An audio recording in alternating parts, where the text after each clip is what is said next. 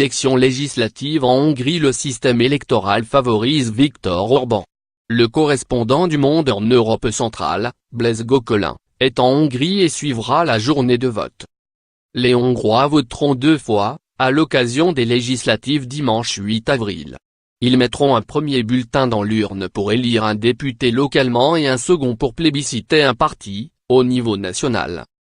Ainsi, 106 personnes seront désignées directement dans des circonscriptions taillées sur mesure par le Fidesz et 93 sièges reviendront indirectement à des personnalités choisies par liste à la proportionnelle. Pour rappel, dans le Parlement sortant, Viktor Orban disposait de 131 députés. Les socialistes, MSZP, comptaient 28 élus, l'extrême droite, Jobbik, 24 et les Verts du LMP 6. Il y avait par ailleurs 10 non-inscrits.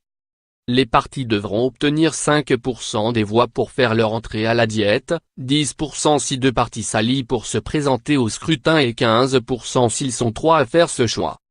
Lire aussi. Hongrie, des élections à risque pour Viktor Orban. Les parlementaires seront la plupart du temps déclarés vainqueurs sans avoir remporté la majorité, puisqu'avec ce mode de scrutin, c'est le candidat arrivé en tête qui gagne automatiquement.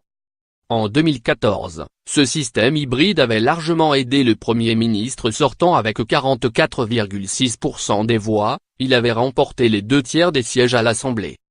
L'opposition estime que cette loi empêche toute alternative, car elle interdit les coalitions contre Viktor Orban au second tour alors que 54% des électeurs veulent un changement et que 90% de ces derniers voteraient pour n'importe quel candidat d'une gauche unie comme le rappelle l'analyste András Püllé, de l'Institut Publicu.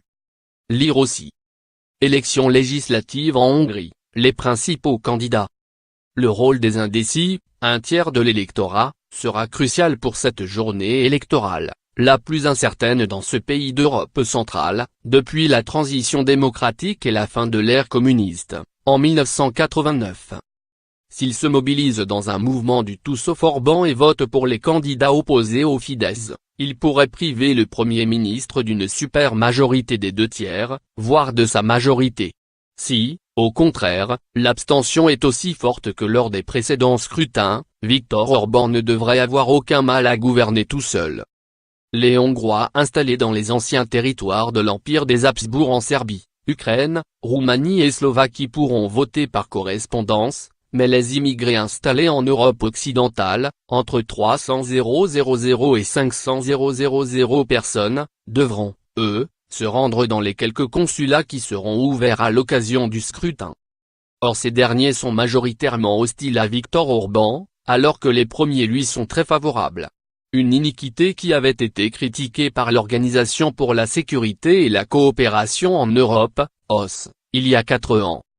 Les observateurs de l'OSCE avaient aussi considéré que le déroulement de la campagne ainsi que le mode de scrutin avaient été mis au service d'un seul parti, en faveur duquel l'ensemble des médias d'État avaient également été mobilisés.